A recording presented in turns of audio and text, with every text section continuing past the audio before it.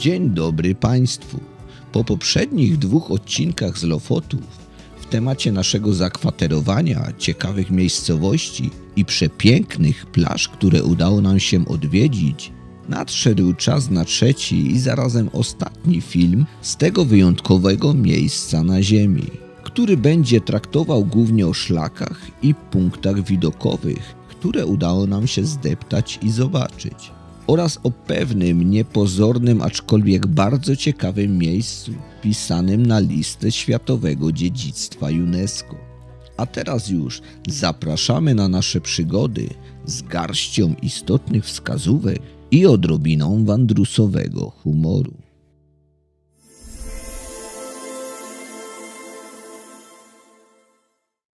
Rheinebringen, czyli 1978 schodów do nieba. Teoretycznie jest to bardzo łatwy szlak i dostępny w sumie dla każdego turysty, prawda? Zobaczymy. Okaże się, czy my są takim każdym turystą. Ale mamy nadzieję, że do se rada, nie? Także startujemy. Dzisiaj przepiękna pogoda za oknem, także nie ma na co czekać, trzeba ruszyć tam. A jak? Lecimy już teraz na autobus, który jest za jakieś 10 minut. Może nawet nie, może wcześniej. No tu teoretycznie, tu nie, znaczy się praktycznie. Tu nie ma przystanku. Teoretycznie. Nie, praktycznie. Teoretycznie nie ma, praktycznie jest. Teoretycznie tu nie ma przystanku, ale praktycznie jest ten przystanek, bo nie ma tu żadnych oznaczeń, żeby tu był przystanek, a tutaj w Norwegii są oznaczenia w miejscach, w których zatrzymuje się autobus, w których jest przystanek. A tutaj nie ma, ale dowiedzieliśmy się, że tutaj się zatrzymuje. Ale czy się nam zatrzyma, to nie wiemy. Nie wiemy, czy przyjedzie na czas, bo do tej pory mieliśmy niedobre, że tak powiem... Doświadczenia z tutejszą komunikacją publiczną. No nie mają to dopracowane, tak nam się wydaje. Jakoś Turcja tam... to nie jest. Nie jest. Jakoś to dziwnie działo, w sensie, że po prostu no, na rozkładzie coś innego, w internecie coś innego, a oni chyba jeszcze inaczej jeżdżą. W ogóle wszystko to jest wielki... Tak nam się wydaje, nie wiem, mamy po prostu zbyt małe doświadczenie w podróżowaniu tutaj komunikacją. Chcemy też spróbować, jak się jeździ, prawda, po Norwegii, czy też po Lofotach, komunikacją publiczną, autobusem w tym wypadku.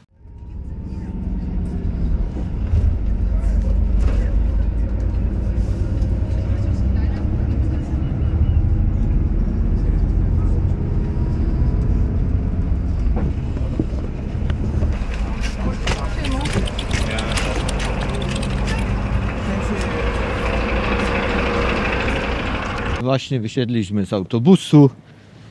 No i co nas zaskoczyło, znaczy się już nie powinno nas to zaskakiwać. Zapłaciliśmy dosłownie, ile to? 4 km? Coś takiego. 118 noków za 2 osoby. Opłacałoby się chyba bardziej nawet samochodem jechać i na parkingu zostawić. Także u nich z tą ekologią, czy też promowaniem tego, żeby nie jeździć samochodem, jest tak średnio. Bo jeżeli chcą, żeby ludzie nie jeździli, czy też nie wjeżdżali do miast samochodem, to powinna być tania, prawda, komunikacja. A w Żorach mamy za darmo. I można, w Polsce można, w Norwegii nie można. Ktoś powie, bo to turystyczne miejsce, no tak, ale kładą na to nacisk, żeby nie wjeżdżać samochodami do miast, a zupełnie jakby nie promują tego, żeby jeździć komunikacją publiczną. Tam i z powrotem 8 km około 8 dyszek. Na 2 osoby. Na 2 osoby. Słabe to mają. A teraz od miejscowości Rejne idziemy w kierunku tunelu, czyli jak wchodzimy z miejscowości na główną drogę w lewo, a później przy końcu tunelu wchodzi się już na schodki. No to wchodzimy teraz już po schodach do góry. Schody, jak widzicie, piękne, eleganckie, tylko poręczy brakuje, ale być może jeszcze kiedyś zrobią takie ułatwienie i zrobią poręcze jeszcze. Nie zrobią? A być może tak. A może windę zrobią? Na górę jedzie? Ale jak na razie są tylko schody i musimy być z tego zadowoleni.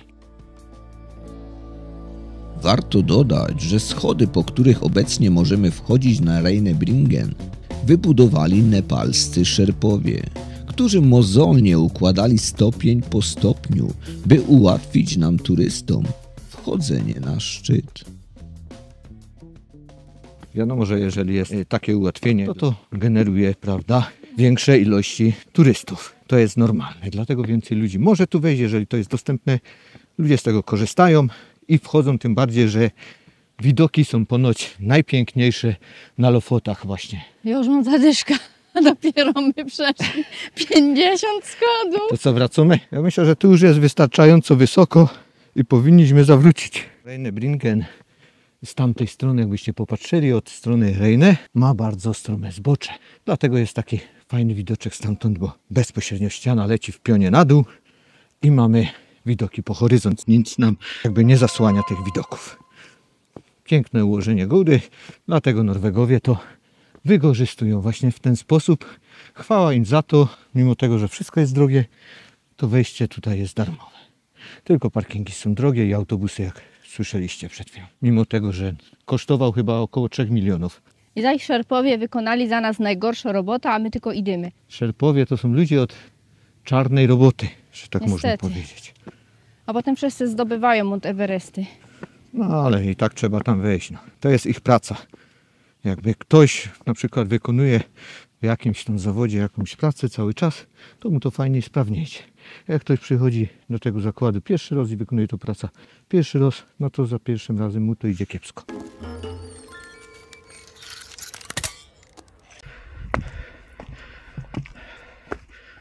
Go, go Beatko, go.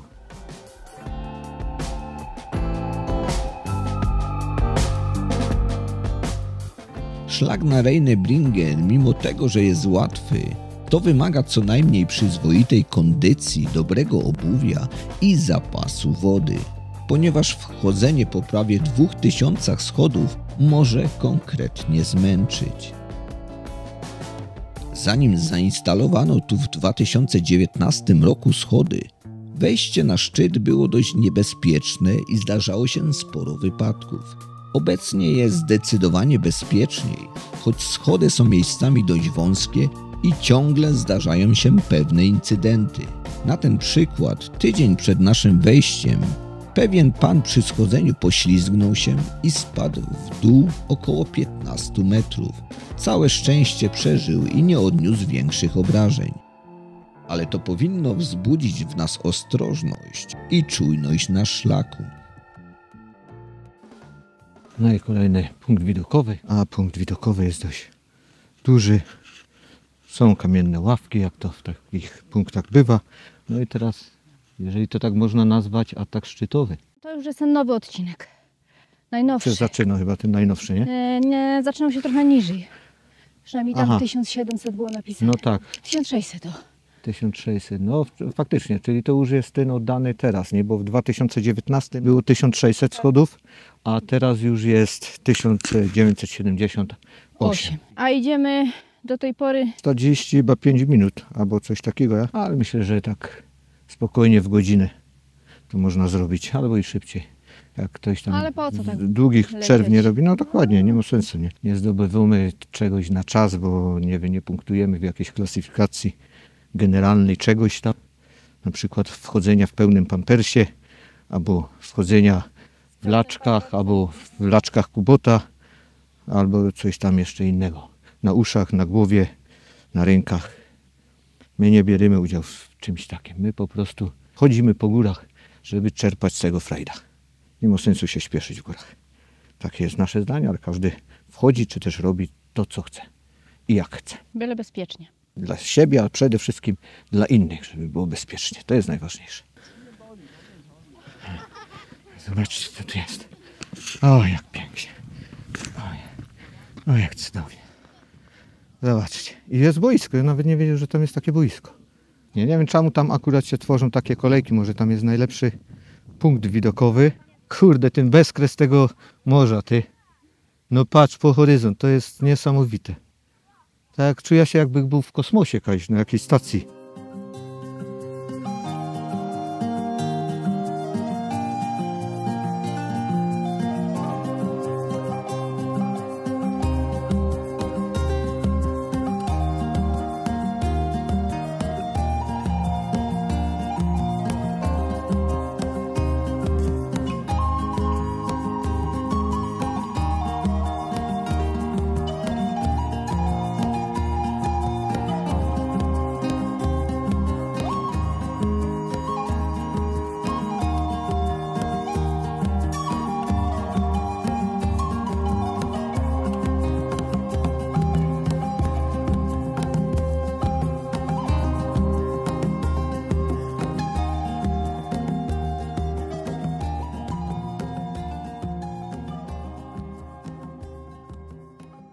Teraz trzeba iść na sam szczyt, żeby nie było, że nie jest zdobyty.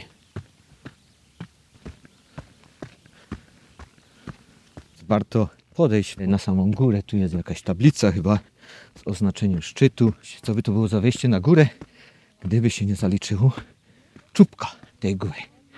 Szczytu. Jest Reine Bringel zdobyte, także można schodzić teraz spokojnie na dół. Beata już tam czeka i czeka nas przeprawa po prawie 2000 schodów w dół. No, Beata jednak zdecydowała się wejść na sam szczyt. Chwała za to, a powiedziała, że tu jest jak? Na rysach. Jak na rysach, tyle ludzi. No jest i mało miejsca, sporo jest ludzi, ale tak jak wspomniałem, widoki są przekozackie, zwłaszcza na ta strona i to morze aż po horyzont. Kurczę, to jest pięknie to wygląda. Widoczność jest super, patrz jak daleko widać na to morze, nie? Bardzo daleko i te lofoty z tamtej strony całe. I jeszcze tamte. Siema, Eniu! O, tu. Jeszcze. No. Można by tu siedzieć godzinami, tylko że ciągle przewija się tutaj rzesza turystów tam i z powrotem, także jako tako spokoju nie mamy. No tak to jest w takich miejscach bardzo turystycznych. Niech się wszyscy tym cieszą. No, skoro jest to dostępne dla tylu ludzi, no to niech każdy z tego korzysta. No to nie możemy sobie zawłaszczyć tego tylko dla siebie. No, to jest normalne. Ale jest pięknie, no trzeba przyznać, że te widoki tu, stąd są niesamowite, lofoty są mega magiczne, a wejście tutaj to potęguje tą magię kompletnie. Jest to znowu kolejny, wyższy przede wszystkim level. Tam jest boisko, miejscowości Reine. No boisko jest też fajnie ułożone, ale to nie jest najpiękniej położone boisko, prawda, na Lofotach, bo boisko na Lofotach najpiękniej położone jest w miejscowości i tu pojawi się napis. Go. Na tańce, go. Czyli się okazuje, że de facto te schody nie prowadzą do samego szczytu, bo szczyt jest tam i jak widzicie, no trzeba jeszcze trochę iść taką ścieżką, no ale i tak pięknie jest. Piękna robota szerpów nepalskich. Schody prowadzą dokładnie do tego miejsca, a tam jest sam szczyt, czyli jeszcze trzeba iść normalnie bez schodów. Tragedia, nie w górach, bez schodów chodzić. Kto to widział? Tu jest 2000 liczba nawet. Czyli nie wiadomo, no, czy jest 2000, czy te 1978. Może dołożyli jeszcze teraz. Kto wie, no to się zmienia dość dynamicznie. Tu chyba jakoś to źle policzone jest. A nie chce mi się tego liczyć aż na dół. Bo ją za dużo myśli w głowie i zapomna. I się pomyla, zaś się będę musiał wracać, nie?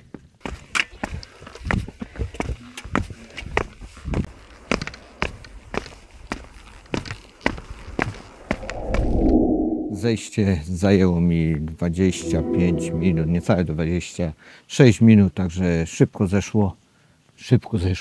Jak Beata przyjdzie, no to zrobimy takie krótkie podsumowanie tego tripu na górę. Zawsze ważne są 2 głosy, żeby ewentualnie Beata mogła coś sprostować, jak ja zacznę głupoty gadać. No.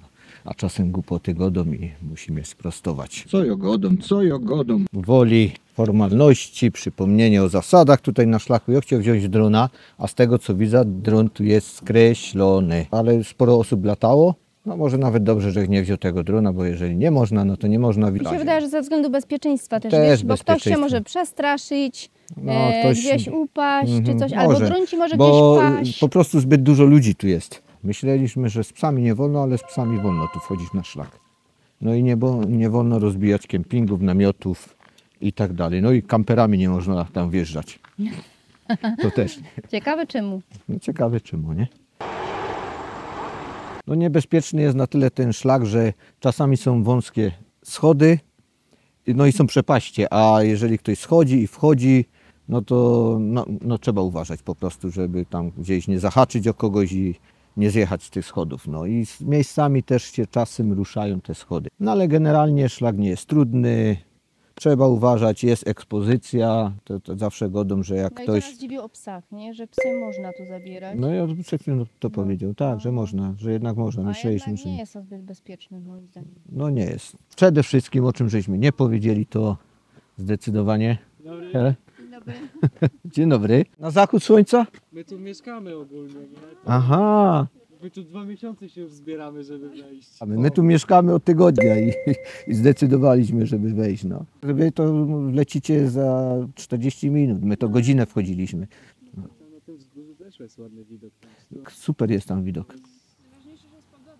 Tak, dzisiaj jest pięknie. Moments later. Miłego wchodzenia. No, dziękujemy. Może tak. Jeszcze kilka schodów i już na górze. Rozmawialiśmy z takimi młodymi ludźmi, którzy tu też 2 miesiące są na jakiejś robótce, prawda, w Norwegii i poszli na takie nocne trochę wieczorne, późno wieczorne wejście. Życzymy im powodzenia, bardzo fajni ludzie. Porozmawialiśmy sobie kilka minut, może nawet więcej niż kilka minut. Zdecydowanie warto wejść na tą górę, zdecydowanie warto poświęcić czas, jeżeli jesteście tu w okolicy na Lofotach. Nawet jeżeli jesteście gdzieś na początku Lofotów, przyjeżdżajcie, bo no to, co pisali, to, co mówili w internetach, no to naprawdę pokrywa się z prawdą, bo no rewelacja, w taką pogodę to już no, wymiękamy po prostu przy takich widokach. Moje kolana na pewno. Tutaj jest taki Japończyk czy Chińczyk. Tam jedli ludzie, nie? Normalnie no jedli sobie kanapeczki, a on przyszedł koło nich, nie? I z grubej rury pocisnął, no. No. Taka tradycja tam u nich chyba. Może mu trzeba było jeszcze powiedzieć na zdrowie, nie wiem. Co myślisz? Nie wiem, myślę, że trzeba było go kopnąć w dupę, żeby wpadł do tej przepaści. To by się już na pewno spierdział na dobre później.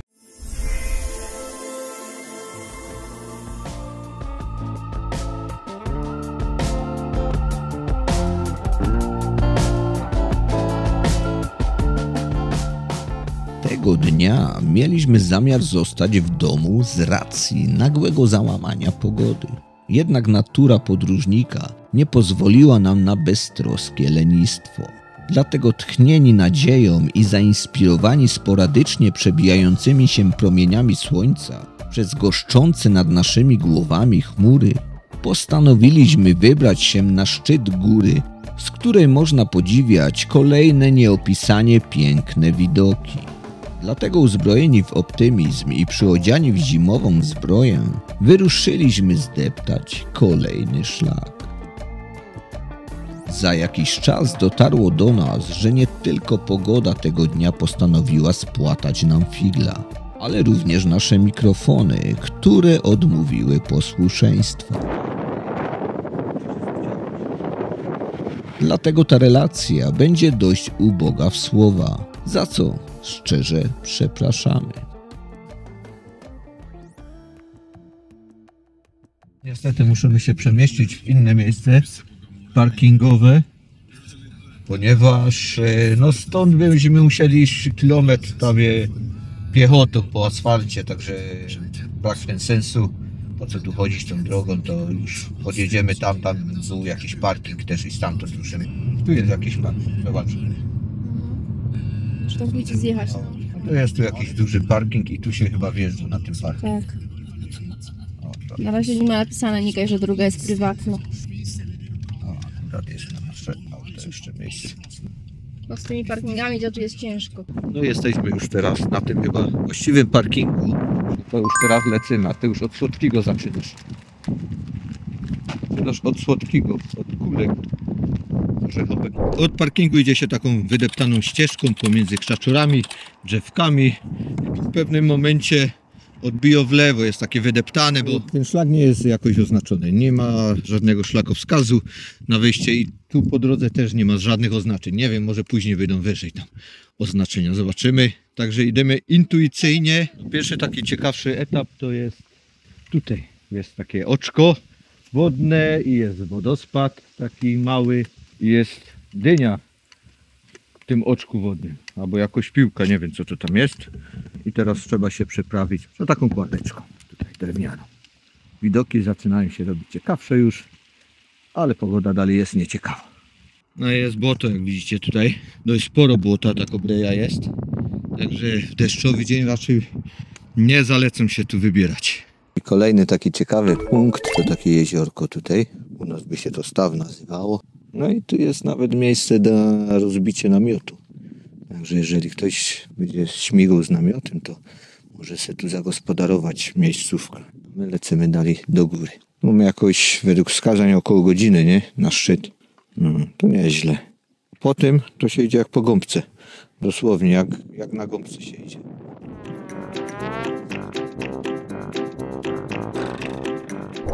No a to jest tam ten szczyt przed nami. Tam się właśnie wybieramy. Już ścieżka zaczyna prowadzić po kamieniach. Także zostawiamy kinki trekkingowe, bo te na cały kinki żeśmy zostawili sobie tu. Są bezpieczne. Widać końcówkę szlaku we mgle. No niestety regulację obawialiśmy i tu się ziściło. Tu już jest szczyt i nic nie widać. Kiepska sprawa. Na szczycie zastaliśmy tylko mgłę, więc o widokach, które widzieliśmy w internecie, mogliśmy tylko pomarzyć. Jednak satysfakcja ze zdobycia kolejnego, choć niezbyt wysokiego szczytu, jak zawsze, była ogromna.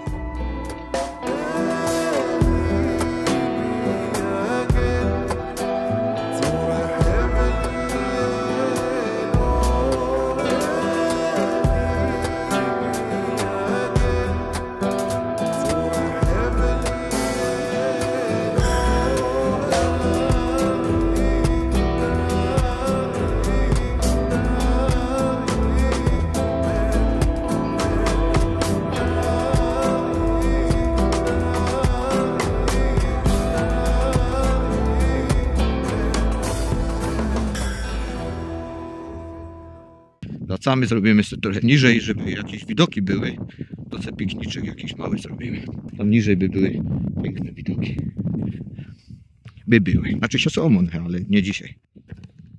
Fajne miejsce na piknik. Kanapeczki. Z serkiem norweskim i z kabanosami z Polski. Polski kabanos, norweski chleb, dobry chleb. I syr, też dobry syr jest, nie? Mi smakuje tutejszy ser. Ten najtańszy jest nawet taki, kurde, jak u nas drogi, mi się wydaje, taki smaku wyrazisty jest, taki naprawdę taki, no. Dobrej jakości. Tak, aż się klei fajnie na zęby, tak. No widoczki takie. Piękne, nie? Ej, o co mu zrobić teraz? Mama opa! Mama opa! Mamo opa! Nie zostawię mnie tu samego! No i tam my byli. I dali tam są chmury. Cały czas.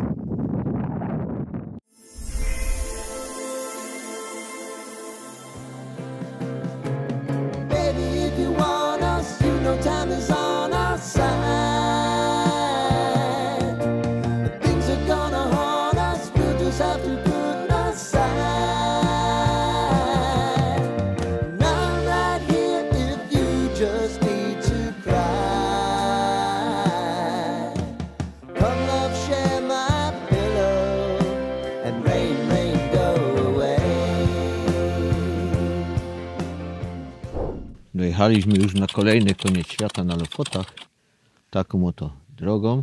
Bardzo ciekawa droga. Jesteśmy w miejscowości Nesland i stąd prowadzi szlak między innymi do miejscowości Nusfjord, która jest wpisana na listę Światowego Dziedzictwa UNESCO, a wstęp do tej miejscowości jest płatny. Z tej strony nie można dojechać. Fiord cały trzeba objechać i tam można wjechać do niej. Trzeba zapłacić bodajże 100 noków chyba za wejście do tej miejscowości. Dzisiaj tak totalnie na szajbusa, czyli bez planu, chcemy sobie polecieć w jakiś trekking tutaj w te góry, a co z tego wyniknie, no to zobaczymy. No teraz sobie ogarniamy coś do jedzenia, żeby już tam nie zabierać kuchenki, prawda? Musimy też odnaleźć szlak, który ponoć nie jest oznaczony wcale, albo jest oznaczony bardzo, bardzo marnie, tak że będziemy błądzić trochę po tych górach. Jest pięknie, naprawdę cieplutko jest, no kurczę, no tego się nie spodziewaliśmy. Nawet kapelusze mi się przydały. Nawet kapelusze się bardziej przydały. Jeszcze tak, nie wiem, tydzień temu trochę więcej myśleliśmy, po co my zabierali te krótkie spodenki i to wszystko, tyle koszulek z krótkim rękawem. I okazało się, że na północy za kołem podbiegunowym to wszystko nam się przydało. Także oglądajcie, co się tu będzie dziać dzisiaj, bo się pewnie coś odwali, ja już to czuję. Jak patrzę, że tu kurde nie wiem, kaj wleźć, to już jest ciekawie. Aha, jeżeli chodzi o parkingi, no to są po drodze jakieś takie jak te parkingi i jest na końcu miejscowości już totalny jest koniec drogi i tam jest parking, za który trzeba zapłacić do 3 godzin 150, później 250, tak? Od 3 do 5. No a my sobie skorzystamy z tego darmowego, bo jest miejsce i zainteresowanie nie jest zbyt wielkie tymi rejonami akurat Lofotów. I dobrze. No jesteśmy już po posiłku, auto zostawione i ruszymy w nieznane. No i tu jest ta miejscowość przed nami. No, ogólnie fajnie tu jest. Taki już... Na Lofotach jest spokój, a tu to już totalny spokój chyba, nie? Ale naprawdę bardzo senna, spokojna miejscowość.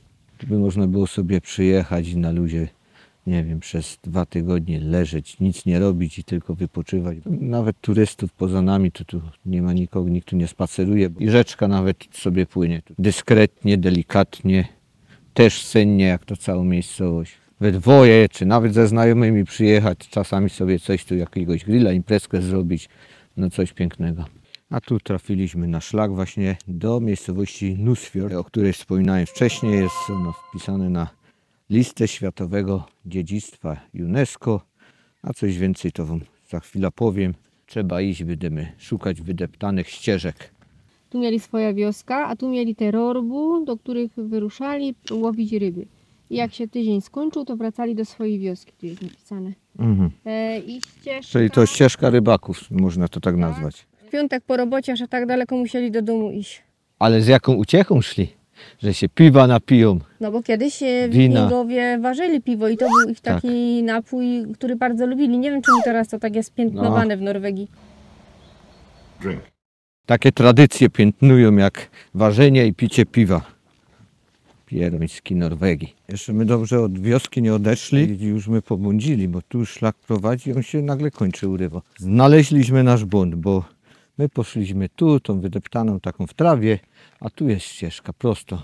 Tutaj po tym wzniesieniu, po takich skałkach się trzeba troszeczkę pospinać. Idziecie prosto, nie odbijać w lewo, prawda? Prosto cały czas. Jest oznaczenie szlaku, także luz. Do tej pory szlak bardzo łatwy, bardzo prosto się idzie. Równa ścieżka, trochę góra, trochę dół, ale bez żadnych technicznych trudności. Bardzo łatwo. Zobaczymy, jak będzie to wyglądało dalej.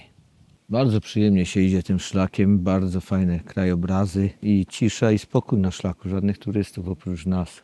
To też jest fajne. Jest to wąziutki szlak, no nie powiem, że nie trzeba uważać, bo trzeba uważać, bo jest wąski i można się stoczyć. Gdzieś tu są skarpy wszędzie, ale bardzo przyjemnie się idzie. Taki etap dość niebezpieczny, zobaczcie, tu jest skarpa taka i dość wąskie przejście, przesmyk taki.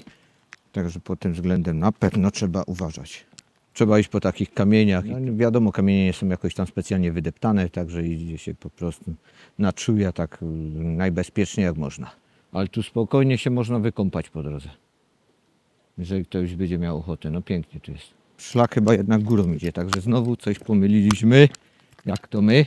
I musimy się wrócić i zobaczyć, kaj tu ten szlak odbija, ale to by musiał tu gdzieś do góry odbić. No i chyba tu znaleźliśmy nasz błąd znowu, bo tu jest w prawo, prawda? Chyba ktoś sobie wydeptał, bo chcieli zejść do wody, dlatego tam schodzili, a tu chyba leci ten właściwy do góry. Także idziemy do góry, zobaczymy, czy teraz wszystko będzie ok, bo oznaczenie szlaku jest tu, to znaczy, że raczej tędy. Teoretycznie mogliśmy nawet przejść tamten dom chyba od tych kamieni, bo tu byśmy wyszli, a myśmy zeszli z góry. No ale już wróciliśmy się, obeszliśmy to naokoło trochę, według szlaku, o.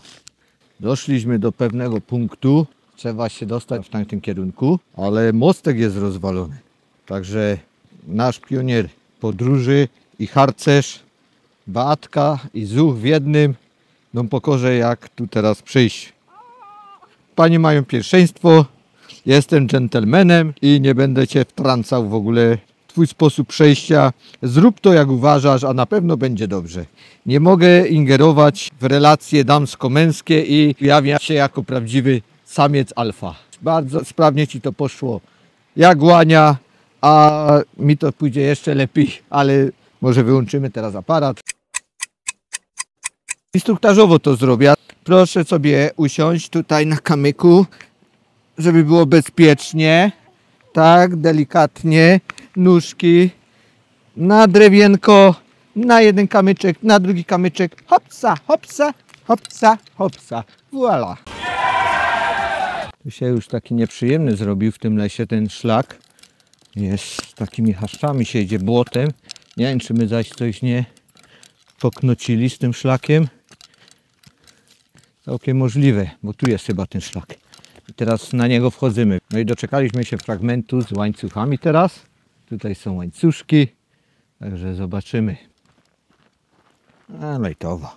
Tam było chyba gorzej momentami, a nie było łańcuchów. No i tu już się kończą owe łańcuchy i idziemy dalej bez łańcuchów.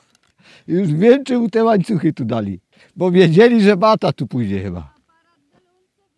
No i teraz taki ciekawszy odcinek, bo trzeba tam iść. No, bardzo to dziwne teraz jest, po tych skałach czy tu do góry. Trochę się sprawy komplikują, ale może będzie lepiej. Dasz se rada, Beata? No tu musisz jakoś wejść. No to na ten kamień musisz wejść. No, nie wiem co potem, no się okaże.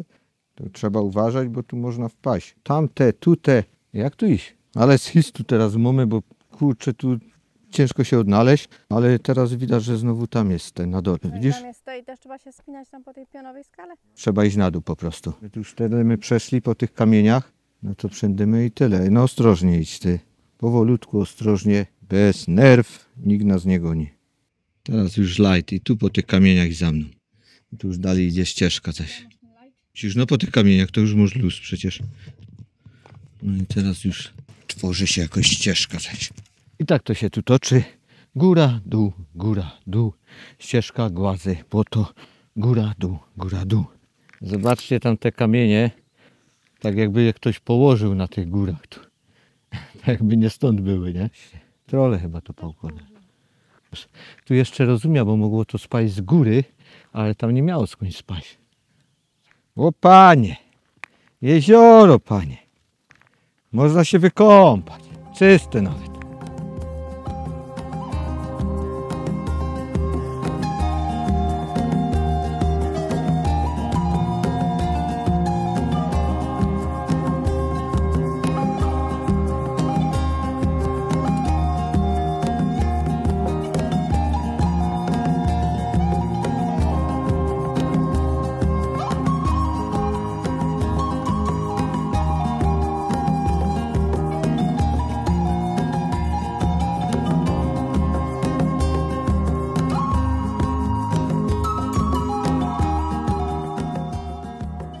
Szlak rybaków, choć nie jest jakoś specjalnie rozpropagowany, zaskoczył nas bardzo pozytywnie, a świadomość, że kiedyś przemierzali go rybacy, potęgowała w nas zainteresowanie tutejszą historią. Dlatego każdy kolejny krok był dla nas pewną ciekawostką. No i doszliśmy do słynnej drabiny na szlaku i słynnej, no charakterystycznej drabiny i teraz Beata nam pokaże jak zejść. To jest drewniane wszystko, także ja by temu tak za bardzo nie ufał, dlatego najpierw wysyłam żona. No nie o to chodzi, że się nie troszcza moja żona, że ja się boję, tylko że ona jest po prostu lżejsza ode mnie. Jak się złomie, to pofruna jak motylek. Ale nie, bo ty się lżejszy, ty sobie zejdziesz, a jak ja by szedł pierwszy, ja jest cięższy i by się coś urwało, to wtedy byś ty nie zeszła już, no. Bez szczebli. No, to jest wszystko w trosce o ciebie, Batko. Mnie by to dużo sprawniej szło, gdyby nie ten cały sprzęt mój. To nie ma to, że ja jest taki zawalaty. Muszę uważać po prostu na sprzęt. Trzeba ten sprzęt... Pod mi mikrofon. W ogóle cały sprzęt mam na sobie. Dlatego, że tak zawala to show. Jak ja by nie miał tego sprzętu, to ja by tak hops, po tej drabinie, jak łania. Puknij się w łeb. Bardzo dziwna jest ta skała, taka dziwna formacja jest. Przez obłoida, o właśnie tako obło jest. Pośród tych właśnie szczelistych szczytów to bardzo dziwnie to wygląda. Może to jest jakiś statek Beata kosmiczny i on tu jest tak od dawien dawna, od 3 miliardy lat sobie leży. I se leży i czeka na swój czas i przylecą kosmici, reptylianie od polu maszyna i polofota. Po raz kolejny widzimy to w górach tutaj na Lofotach, w tych kałużach wody, takich jak tu stoi woda, no to faktycznie jakby tu, kurczę, nie wiem, benzyna, ropa właśnie była. Tak to wygląda, takie przebarwienia tłuste.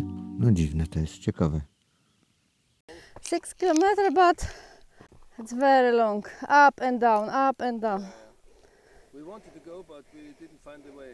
Now we just. The way is difficult, but sometimes it's more way. Well done. You have just finished. Yeah, thank you. Is any shop in that village? I think it will close. Has closed at 5 o'clock. So. 5 o'clock. And Spotkaliśmy takie starsze małżeństwo, które chciało iść tą drogą, którą my szliśmy, nie, Bratko? Ale zrezygnowali, bo dokładnie nie wiedzieli, którą drogą ich pytali, jak tam się jedzie. My powiedzieliśmy, że długo i że faktycznie jest tak, że no, ciężko określić, która ścieżka jest dobra czasami. No i tu już są zabudowania. Także jesteśmy już w Nusfjord praktycznie. Musimy zatankować sobie wody, prawda, do bukłaczków, bo już się nam prawie, że kończy. Trochę za mało wzięliśmy. Bardzo gorąco jest dzisiaj. No i mamy to. Dotarliśmy do Nusfjord. Wstęp tutaj jest płatny, ale tylko do godziny 17 chyba, czy jakoś tak. A później już można śmiało wchodzić za darmo, zwiedzać, oglądać, ponieważ później jest już wszystko zamknięte, prawda? Muzea i te sklepy, wszystko jest zamknięte, także no już sobie odpuścili z tym wstępem chyba. Chyba że coś nas jeszcze, albo ktoś nas zaskoczy i jednak będziemy musieli zapłacić, albo ktoś będzie chciał, żebyśmy zapłacili, to wtedy robimy w tył zwrot i spadamy stąd. Ale chcemy i tyle nas widzieli. No ale jeżeli faktycznie ci rybacy... O, okej. Yeah. Yeah. Mhm. we need only water. We have a little. No bottle. If you like. No, We thank go you. Really? restaurant, yeah. Thank you very much. Thank you. No i teraz też jeszcze, jak widzieliście, to mieli Państwo, no powiedzieli, że jest tu jakaś restauracja, także możemy sobie jeszcze ewentualnie w tej restauracji albo poprosić, żeby nam napełnili bukłaczki, albo po prostu kupić coś do picia. A Pan chciał nam też dać, no ale my jeszcze troszkę mamy tej wody, także nie będziemy na sympić.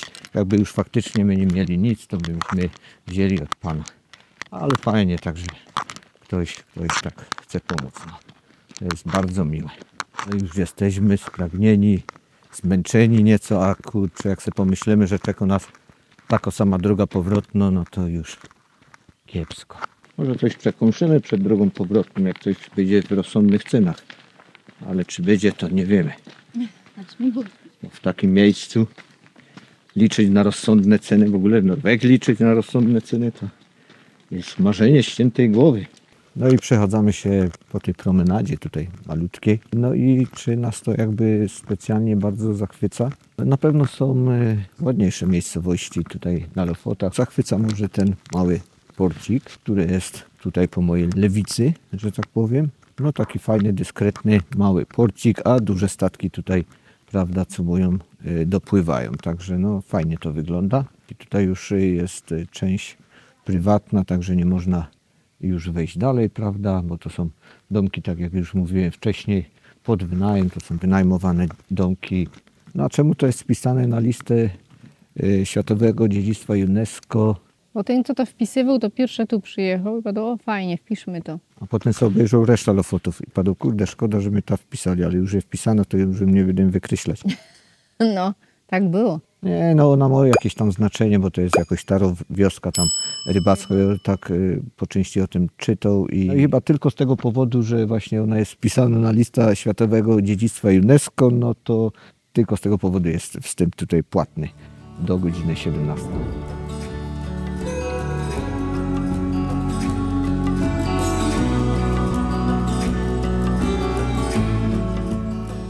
Nusfjord jest jedną z najstarszych wiosek rybackich w Norwegii. a ze względu na jej bardzo ciekawe położenie i historię w 1975 roku została wpisana na listę Światowego Dziedzictwa UNESCO.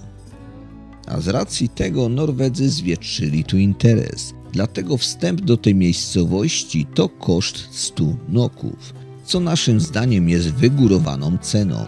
Tym bardziej, że na Lofotach są miejscowości o porównywalnej, a nawet większej urodzie niż ta. W kwestii ciekawostki warto dodać, że domy rybackie zwane z norweska rorbu oznaczają w sensie dosłownym ror, czyli wiosłowanie, bu, czyli dom, zaś ich czerwony kolor nie był wyznacznikiem wyjątkowości. Po prostu kiedyś używanie czerwonego barwnika było najtańsze, ponieważ pozyskiwano go głównie z krwi zwierząt, zazwyczaj ryb. Zaś niewygodną historią Norwegii jest też dyskryminacja Samów, bardziej zwanych jako Lapończycy, którzy jako pierwsi zamieszkiwali te tereny. Warto zapoznać się z tym tematem, ponieważ jest niezmiernie ciekawy. Jeszcze się tu rozejrzymy, bo tam jest jeszcze jakaś kawiarnia. Może coś jednak zjemy, zobaczymy przed drogą. Zastanowimy się jeszcze. A nabrałaś wody? Bata z kibla nabrała wody do picia. Ale nie z kibla. W kiblu. Nabrała z kranu w kiblu. I chyba można tutaj pić tą wodę. Taką mamy nadzieję. No, co by mieli specjalnie do tego jednego przybytku podłączać jakąś inną wodę? Jest taka, jak wszędzie w kranach leci. A Czyli ten można pan pić. tam w szlafroku już siedzi. No tu pani też chodziła przy tym szlafroku. Kurde, a my jeszcze taką drogę, żeby sobie do szlafroka wziąć. No i postanowiliśmy jednak sobie kupić coś do jedzenia, przed drogą posilić się. Margarita? A jaka jest następna? To margarita jest samym serem. No, A jaka jest następna? 275. I ta margarita nam wystarczy? Chyba że ta nazywa Parma. A czym to jest? Z mięsem. Spicy pork. Red onions. A potem jest 255, ale to już jest anchois, że tego nie chcę. No to co uważasz? Weź tam co uważasz, także zjemy sobie jakąś pizzę, opracujemy i tyle. Plus taki, że toalety są za darmo. Tutaj, a przynajmniej teraz są za darmo, ale chyba cały czas są za darmo. Matko, nie odchodź mnie, bo chcę coś powiedzieć. No i generalnie uznaliśmy, że jednak nie kupujemy pizzy, nie kupujemy nic do jedzenia, bo pizzy nie kupiliśmy, bo była z niczym. była z niczym. Miała być szynką, a były takie kilka punkcików takiej, że Guziki takie. guziczki takie dokładnie, że niby tam szynka jest i to bez sensu w ogóle. Płacić 8 dyszek za pizzę, więcej nawet niż 8 dyszek za pizzę, która nic nie ma. No samo ciasto praktycznie tam było, także uznaliśmy, że nie kupujemy, idziemy, bo nie jesteśmy aż tak głodni, bardziej nam się chciało pić, a woda już mamy. Ogólnie tu jest drożej nawet dużo niż w miejscowości O, czyli A, czyli O, które byliśmy na końcu Lofotów, bo tam fajne kanapeczki za 80 można było, co widzieliście już, bo chyba ten film jest, albo to jest w tym filmie, albo będzie w następnym, nie wiem. No i tam takie kanapeczki z łososiem, ze śledzikiem, bardzo duże i świeżutkie, wszystko było po 8 dyszek i naprawdę pyszne, bardzo pyszne.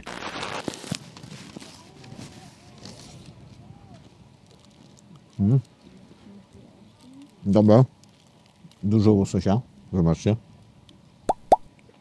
Bułeczki, kruche, fajne, świeżutkie. A tu jakieś kanapki, takie zwykłe kanapki. Zwykła kromka chleba. Zwykła kromka chleba i to kosztowało 100, a co się okazało, że to jeszcze było w promocji, bo one 200 kosztują, ale już było przecena, bo już zamykali i to takie ostatniej świeżości. A tu w oddali fajnie majaczą Lofoty, lofockie szczyty jeszcze tam całkiem daleko. Piękne widoki mamy po powrocie, no a w tym lesie to zwyczajnie żeśmy się zgubili, no. Bo było kilka miejsc, których teraz nie przechodziliśmy przez te miejsca zwyczajnie. No a tu już jesteśmy przy wiosce, także finish, jesteśmy na finiszu i bardzo szybko nam poszło. Tam żeśmy szli chyba z 3 godziny, nie? Więcej. A z powrotem godzinę. Jest godzina 48, no. Lighten up, take me on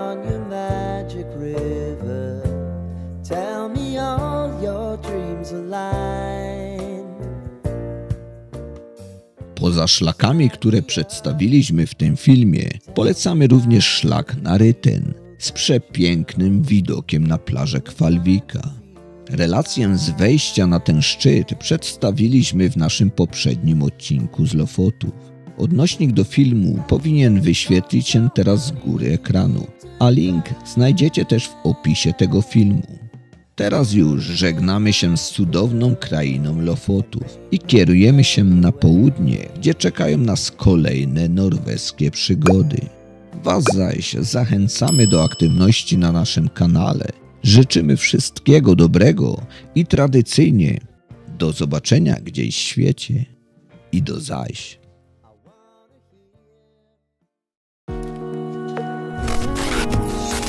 Na widok Na szczyt góry z widokiem na rynek. lotofowskie.